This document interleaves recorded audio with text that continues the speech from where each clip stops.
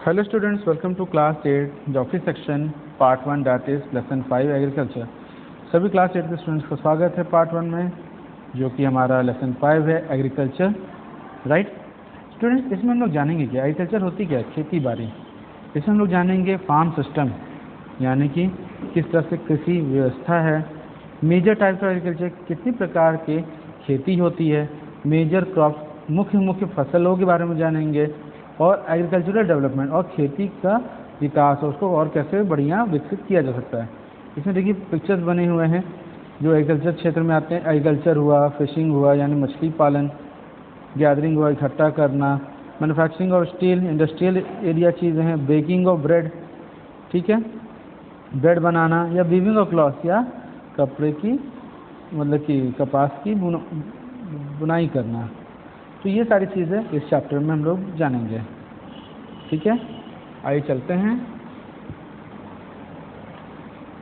India is developing nation, Bharat एक विकासशील राष्ट्र है विथ अ लार्ज पॉपुलेशन, जो कि बहुत ही भारी संख्या में इसकी आबादी है।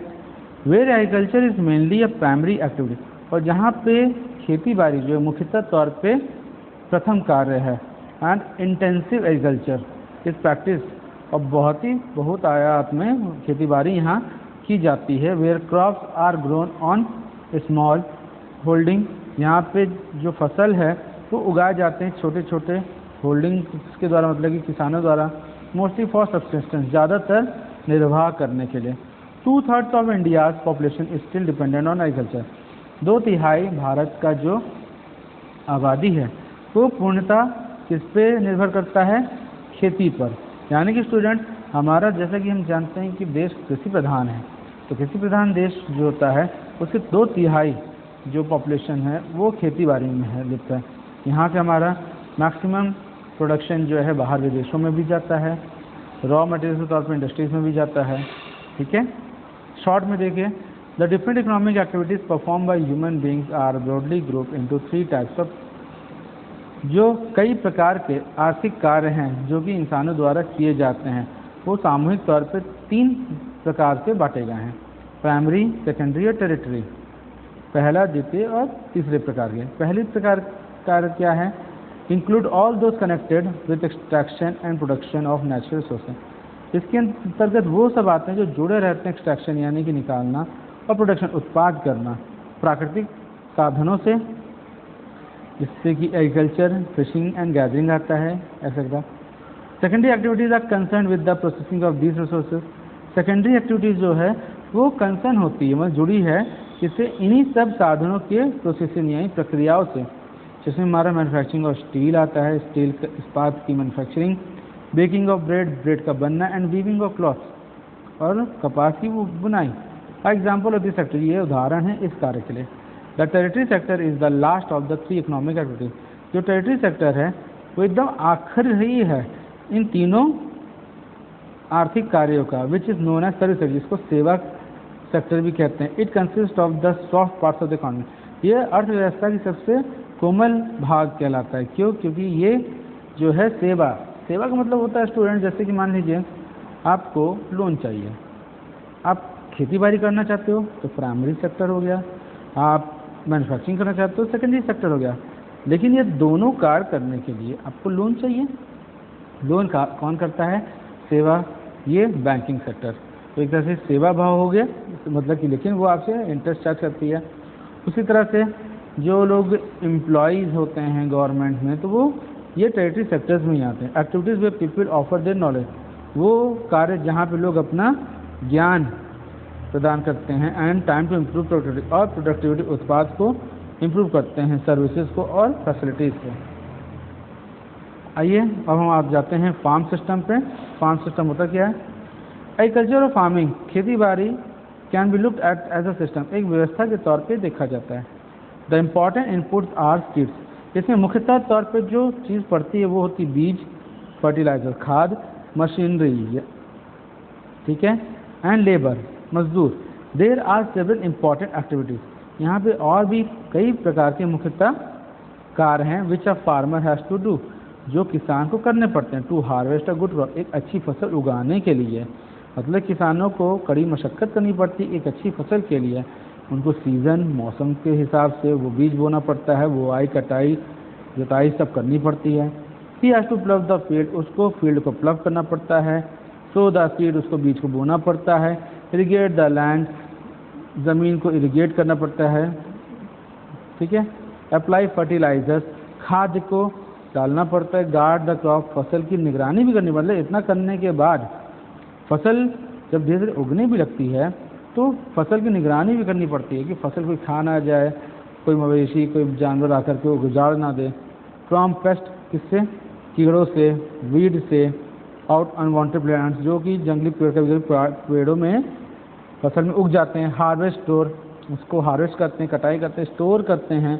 And then transport the crop, उसके बाद उसको क्या कहते हैं, यातायात के माध्यम से ट्रांसपोर्ट करते हैं फसल को टू द मार्केट, मार्केट में आकर के सेलिंग के लिए। The natural and physical inputs include weather, जो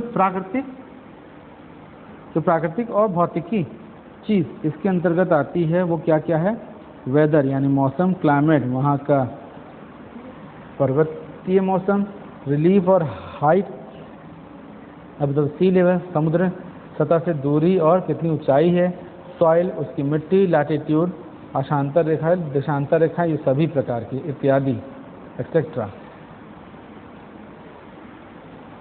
स्टूडेंट देखिए यहाँ पे देखिए प्लफिंग द फील्ड, फील्ड की ये क्या कर रहा है, प्लफिंग कर रहा है बैलों के साथ, इसके अंदर जुताई कर रहा है। सोइंग द सीड, बीज को देखिए फैला फैला के बो रहे हैं। इरीगेटिंग द लैंड, फसल में पानी देना होता है, कई प्रकार की इरीगेशंस होती है। अप्लाइंग फर्टिलाइजर, फिर खाद वगैरह डालना रहता है। फिर guarding the crop, from pest, मतलब कि फसल को बचाव करना होता है कीड़े मकोड़ों से, तो कीड़े मकोड़ों वाली दवाओं का छिड़काव हो रहा है। हार्वेस्टिंग, अब देखिए इसकी कटाई हो रही है। ये जो है बता रहा है प्रक्रिया किस तरह से एग्रीकल्चर की जाती है, खेतीबाड़ी की जाती है। अब हम आते हैं मेजर टाइप्स ऑफ एग्रीकल्चर, विभिन्न प्रकार के मुख्यतः तौर पे जो खेतीबाड़ी है।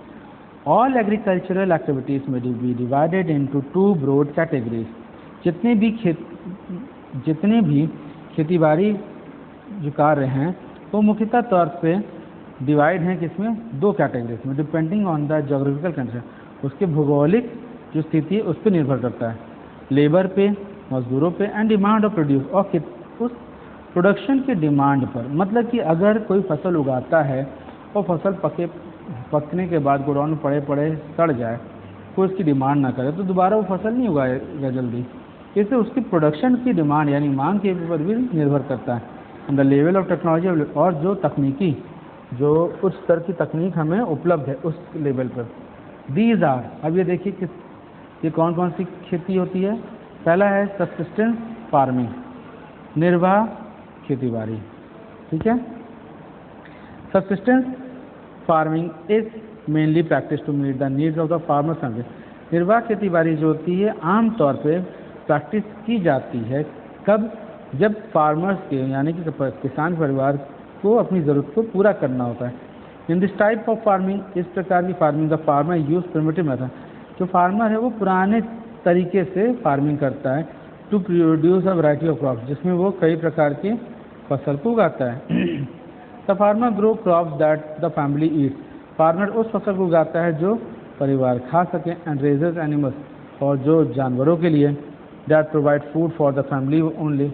एंड रेजेस एनिमल, या उसी पशु को पालता है जो खाना प्रोवाइड कर सके फूड उसकी फैमिली के लिए, परिवार के लिए। It is only with technological advances, और ये केवल संभव है तकनीकी विकास से। That other forms of agriculture were develop, जिसमें दूसरे फॉर्म्स जो हैं एग्रीकल्चर के विकसित किए जाते हैं। Subsistence farming can be further classified intensive, जो सबसिस्टेंस फार्मिंग होती है वो क्लासिफाइड की जाती है किसमें, इंटेंसिव सबसिस्टेंस एग्रीकल्चर में। मतलब कि जो निर्वाह फार्मिंग होती है वो क्लासिफाइड है intensive subsistence agriculture and primitive subsistence agriculture. So intensive subsistence agriculture को क्या कहते हैं हम लोग, गहन निर्वाह कृषि, और प्रिमिटिव सबसिस्टेंस एग्रीकल्चर को क्या कहते हैं, आदिम निर्वाह कृषि, ठीक है। चलिए थोड़ा ये जानते हैं। Some of the equipment farmer would use in subsistence farming include cutlass, hoe, stick, watering hose, watering can, knife and wheelbarrow. जो पुराने तरीके किसान लोग अपनाते हैं इस निर्वाह कृषि में, वो टूल्स कौन कौन से हैं देखिए।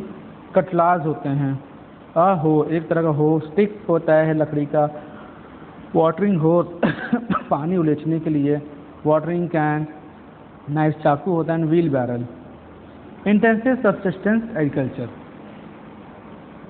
इंटेंसिव सब्सिस्टेंस एग्रीकल्चर क्या होता है स्टूडेंट देखिए, इसे हम लोग कहते हैं हिंदी में गहन निर्वाह कृषि। Is that type of farming where a farmer cultivates a small plot of land. वो एक प्रकार की कृषि होती है जहाँ पे जो किसान होता है कल्टीवेट करता है, फसल को उगाता है एक छोटे से प्लॉट लैंड पर, यूजिंग सिंपल टूल्स, जो बहुत ही साधारण से टूल्स की मदद से, एंड एक्स्ट्रा लेबर, और यहाँ पे लेबर ज़्यादा लगते हैं। Intensive subsistence agriculture is practice in the densely populated region of Asia where monsoon remains very active.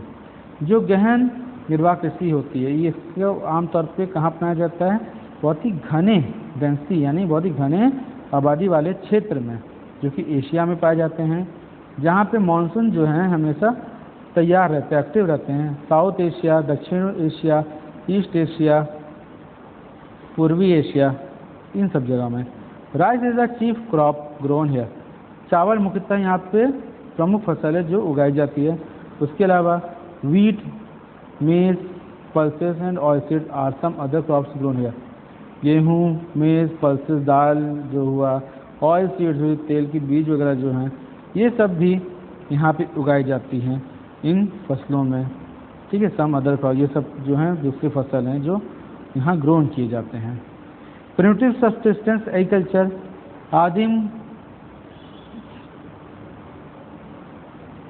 आदिम निर्वाह कृषि, यानी कि including shifting cultivation and nomadic herding. इसमें shifting cultivation, primitive subsistence agriculture include shifting cultivation. इसमें shifting cultivation मतलब क्या होता है, स्थानांतरण खेती, और नोमैडिक हर्डिंग होता है घुमंतू चरवाहा। ठीक है, आइए इस आदिम कृषि खेती के बारे में हम लोग जानें। शिफ्टिंग कल्टीवेशन यानी कि स्थानांतरण खेती।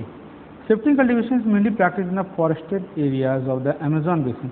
स्थानांतरण की खेती जो है आमतौर पे ये मुख्यतः तौर पे पाई जाती है कहाँ पर, जंगली क्षेत्रों में, यानी कि फॉरेस्टेड एरिया, जंगल वाले क्षेत्रों में, जैसे कि अमेज़न का बेसिन हुआ, ट्रॉपिकल अफ्रीका हुआ, parts of south east Asia हुआ, parts of north east India and central India. ठीक है, shifting agriculture is primitive form of agriculture. Shifting agriculture जो है यानी कि स्थानांतरण खेती जो है ये आदिम तरीके की खेती कहलाती है, विच इन्वॉल्व, जिसमें क्या मतलब कि आता है इसके अंतर्गत, clearing a patch of forest land by burning और कटिंग द ट्रीज। एक जो जंगल होता है, जंगल की जो भूमि होती है उसको पूरा साफ कर दिया जाता है, सफा चट जैसा, किसके द्वारा, जला करके या सभी पेड़ों को काट करके। When the patch is cleared, और जब ये जंगल क्लियर हो जाता है, उसकी जो भूमि क्लियर हो जाती है, crops are grown to meet the food, तो फसल उगाई जाती है यहाँ पे खाने की रिक्वायरमेंट के लिए ऑफ द फार्मर, जो कि फार्मर्स करते हैं, एंड इस फैमिली, और उनके परिवार के लिए। After 2 to 3 years when the fertility of the soil begin to decline, 2 से 3 साल तक जब मिट्टी की जो उपज की क्षमता होती है खत्म होने लगती है, begins to decline, the land is abandoned, तो ज़मीन को खाली छोड़ दिया जाता है, and the farmer moves to clear a fresh piece of land, फिर फार्मर वहाँ से कूच करके आगे बढ़ जाते हैं और किसी नए ज़मीन की तलाश में उसके टुकड़े पे ढूंढने लगते हैं, elsewhere in the forest, जो कि कहीं जंगल में होता है, एंड द प्रोसेस कंटिन्यू, और फिर से वही प्रक्रिया शुरू हो जाती है। Shifting cultivation is known as slash and burn agriculture. स्थानांतरण खेती को हम लोग स्लैश या जली हुई खेती भी कहते हैं। ठीक है, ये देखिए यहाँ पे जंगल में आग लगा दी गई, तो नोमैडिक हर्ड्समैन इन इंडिया है। अब आते हैं हम लोग नोमैडिक हर्डिंग यानी घुमंतू चरवाहा। This is generally practice in arid and semi arid land. ये आमतौर पे घुमंतू चरवाहा क्या होते हैं, this is generally practice in arid and semi arid land. ये आमतौर पे कहाँ पे होते हैं, जो शुष्क या अर्ध शुष्क वाली जो भूमि होती है वहाँ पर। Where cultivation is not possible, जहाँ पे खेती संभव नहीं होती है। People migrate with their herds of animals, लोग जो हैं माइग्रेट कर जाते हैं, मतलब पलायन कर जाते हैं अपने जानवरों के समूह के साथ, looking for new grazing grounds and water, किसकी तलाश में, नई ग्रेजिंग ग्राउंड्स और वाटर की तलाश में। होता क्या है स्टूडेंट, नोमैडिक हर्डिंग में मतलब कि लोग अपने जानवरों के समूह को लेकर के चलते हैं, कुछ दिन कहीं पे सेटल होते हैं जहाँ पे हरे घास के मैदान होते हैं, वहाँ पे वो लोग सेटल होते हैं और खुद अपनी रोजी करने के लिए वहाँ आसपास काम ढूंढते हैं। और जब उनके जानवर अगर खाना ना वहाँ पे हरे घास के मैदान वगैरह ख़त्म हो जाते हैं या अपने जानवरों से वो मिलने वाले दूध के प्रोडक्ट को बेचना बंद कर देते हैं, तो फिर वो लोग वहाँ से पलायन करते हैं किसी नई जगह पे, क्योंकि जानवर जो होते हैं निर्भर करते हैं किस पर, वो हरे घास के मैदान पे। जब घास कम पड़ जाती है फिर वो लोग वहाँ से आकर के पलायन कर जाते हैं। इस तरह से इनको नोमैडिक हर्डिंग या घुमंतु चरवाहा भी कहते हैं। अब हम आगे आते हैं कॉमर्शियल एग्रीकल्चर, वाणिज्यिक खेती जिसे कहते हैं। ठीक है, देखिए वाणिज्यिक खेती, commercial agriculture involve specialization in farming with the aim of selling the produce in the market to make profits. वाणिज्यिक खेती जो है इसके अंतर्गत क्या आता है, स्पेशलाइजेशन यानी खासियत किसी चीज़ की, फार्मिंग फसल की, with the aim of selling of the produce, मतलब फसल उगाने की इस मकसद से कि उसका जो उत्पाद है उसको बेचा जा सके, कहाँ पे, इन द मार्केट, मार्केट में, टू मेक प्रॉफिट, जिससे कि वो मुनाफा बना सकें। इन कमर्शियल एग्रीकल्चर, वाणिज्य खेती में most of the work is done by machine, ज़्यादातर जो कार्य हैं वो मशीन द्वारा किए जाते हैं। And the areas under cultivation, और जो क्षेत्र इसके अंतर्गत आते हैं, मतलब कि कल्टीवेशन के फसल के उपज के लिए, as well as the capital involve are huge, और जो पैसा लागत इसमें लगता है वो बहुत ही विशाल होता है, ज़्यादा होता है। Commercial farming includes commercial grain, वाणिज्य खेती के अंतर्गत क्या आता है, वाणिज्य वाले मतलब कि ग्रेन्स फार्मिंग आती है, प्लांटेशन आता है पेड़ों को लगाने के लिए, एंड मिक्स फार्मिंग। ठीक है, ये देखिए मैप दिया हुआ है, ये नोमैडिक हर्डिंग, ये क्रीम कलर का ये वाले क्षेत्र में देखिए नोमैडिक हर्डिंग होती है। फिर लाइफ स्टॉक हर्डिंग, इस वाले क्षेत्र में देखिए लाइफ स्टॉक हर्डिंग है। फिर इंटेंसिव सब्सिस्टेंस, ये कलर जो है, फिर intensive subsistence wet rice not dominant, plantation and small farms, Mediterranean agriculture, commercial grain farming, crops and livestock farming, commercial dairy farming, commercial gardening and fruits and little or no agriculture. ये पूरे विश्व स्तर पे जहाँ जहाँ खेती होती प्रकार के उसमें दिया गया है। ये मैप आपको बनाना students, okay. Commercial grain farming यानी कि वाणिज्य अनाज की खेती। Crops like wheat and maize are grown on a large scale under, फसल जैसे कि गेहूँ हुआ, मेज़ हुआ, ये सब जो हैं उगाए जाते हैं बड़ी मात्रा में अंडर कमर्शियल ग्रेन फार्मिंग, जो कि वाणिज्य अनाज खेती होती है, और एक्सटेंसिव फार्मिंग, और जो कि बहुत ही एक्सटेंसिव फार्मिंग कहलाती है।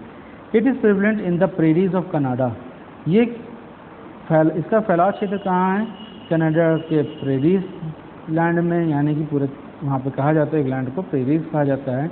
जैसे हमारे यहाँ प्लेटोज वगैरह कहा जाता है, प्लेटोज कहते हैं, जैसे हमारे यहाँ ग्रासलैंड कहते हैं, वहाँ प्रेरीज कहते हैं, घास के मैदानों कहा जाता है prairies of Canada.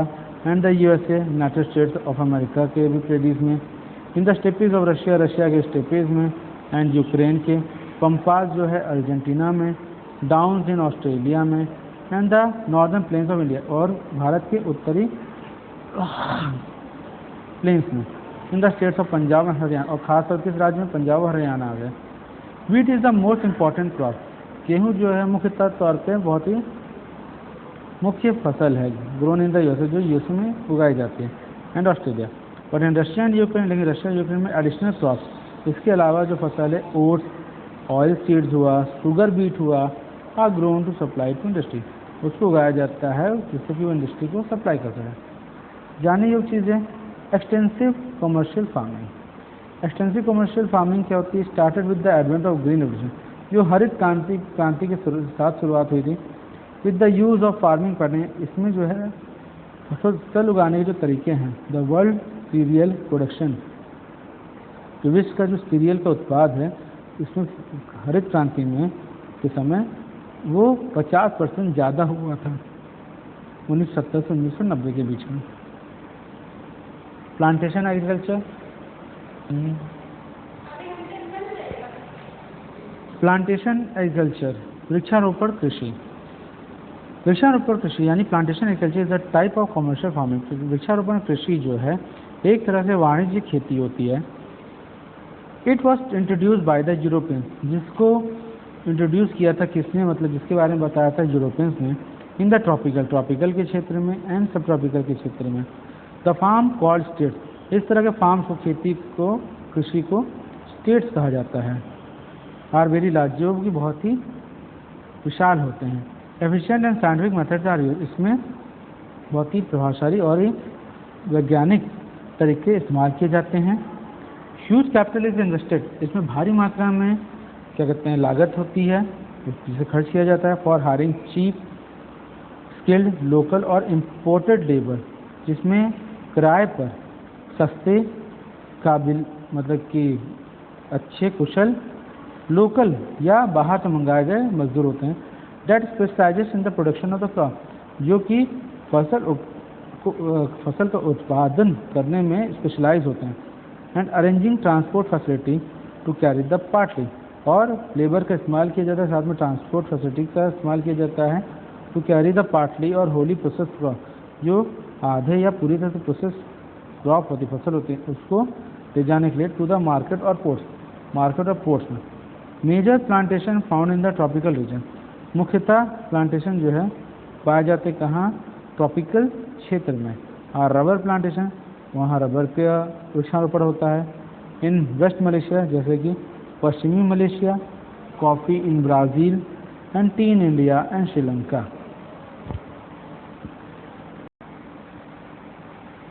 Mix farming, मिश्रित खेती। In this type of agriculture crop cultivation and animal rearing are practice on the same farm. इस तरह की खेती में जो फसल क्रॉप कल्टीवेशन होता है, यानी जो फसल की खेती होती है, एनिमल रियरिंग या जानवरों से जो रियरिंग किया जाता है, are practice on the same farm, उसी फार्म पे किया जा सकता है। It is very common in the developed parts of the world, ये बहुत ही आम है विश्व के उन विकसित भाग में। दैट इज, जो कि है ईस्टर्न नॉर्थ अमेरिका, पूर्वी उत्तरी अमेरिका, वेस्टर्न यूरोप पश्चिमी यूरोप, रशिया, ऑस्ट्रेलिया, न्यूजीलैंड, यहाँ पे मिक्स फार्मिंग होती है। Major crops include wheat, barley, oat, ragi, maize and root crop. मुख्य तरह की जो फसल हैं वो वीट, बार्ले, ओट, रागी और मेज और रूट क्रॉप्स हैं। फॉडर क्रॉप्स होता है जो जानवरों को खाना वाले जो क्रॉप्स होते हैं, चारा वगैरह। Fodder crops are important components of mix farming. Fodder crops जो है बहुत ही मुख्य कॉम्पोनेंट्स हैं मिक्स फार्मिंग के। Animals reared on these farms include cattle, pig, sheep and poultry. जो एनिमल्स इन सब फार्मिंग्स में पाले जाते हैं वो कौन कौन से हैं? शीप कैटल होती है यानी भेड़ों के, सुअरों के, पिग, शीप और पोल्ट्री यानी कि मुर्गी पालन। डेयरी फार्मिंग यानी कि पशुपालन।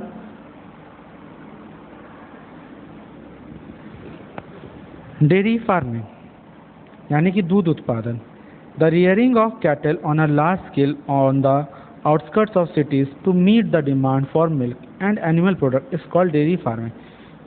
रियरिंग ऑफ कैटल्स का रियर करना यानी कि बहुत बड़े पैमाने पे स्केल पर on the outskirts of cities, शहर के बाहर जा कर के, to meet the demand for milk, जिससे कि जो मांग है मिल्क की पूरी की जा सके, एंड एनिमल प्रोडक्ट्स, और जो एनिमल के प्रोडक्ट्स हैं उसकी पूरी की जा सके। जो एनिमल प्रोडक्ट्स में आते हैं स्टूडेंट, जैसे कि मिल्क से बनने वाले चीज़, बटर, और आपके मिल्क प्रोडक्ट्स में और भी वैराइटीज़ जो कई कंपनियां खरीदती हैं दूध को, जैसे कि अमूल जो है दूध परचेज करती है और जगह जगह पहुंचाती है। तो इसलिए animal products is called dairy farming, उसको हम लोग डेयरी फार्मिंग कहते हैं। Dairy farms need a large labour force. Dairy farms में बहुत ज़रूरत होती है बहुत ही ज़्यादा लेबर फोर्स की, मजदूरों की, to look after the cattle, जो कैटल यानी कि गायों का, भेड़ों का, इन सब का ध्यान रख सकें। At present machines are widely use for milking. आज के दौर में जो है मुख्यतः मशीन्स का इस्तेमाल किया जा रहा है मिल्क के लिए, फीडिंग के लिए और क्लीनिंग करने के लिए, कैटल की सफाई के लिए। ह्यूज कैपिटल इन्वेस्टमेंट्स आर दस नहीं थे, भारी मात्रा में लागत जो है खर्च किया जाता है इस पर जब ज़रूरत होती है। The main region of commercial dairy farming are, जो मुख्यतः क्षेत्र जो हैं वाणिज्य दूध के उत्पादन के लिए वो कौन कौन से हैं? नॉर्थ एंड वेस्टर्न यूरोप यानी उत्तरी और पश्चिमी Europe, Canada, south eastern Australia, दक्षिण पूर्वी ऑस्ट्रेलिया, न्यूजीलैंड और तस्मेनिया, जो कि ऑस्ट्रेलिया के पास आता है तस्मेनिया। ये हमारा डेयरी फार्मिंग तक पार्ट 1 क्लियर हुआ स्टूडेंट। तो स्टूडेंट्स जैसा कि आपने जाना कि कमर्शियल ग्रेन फार्मिंग क्या होती है, कितने प्रकार की फार्मिंग्स होती है, राइट, और ये भी जाना कि कितने प्रकार के मतलब सेक्टर्स होते हैं जिसमें अलग अलग इकोनॉमिक एक्टिविटीज़ होती है। नेक्स्ट में हम पढ़ाएंगे इसी का कंटिन्यू पार्ट जो कि होगा आपका part 2। Till then have a good day.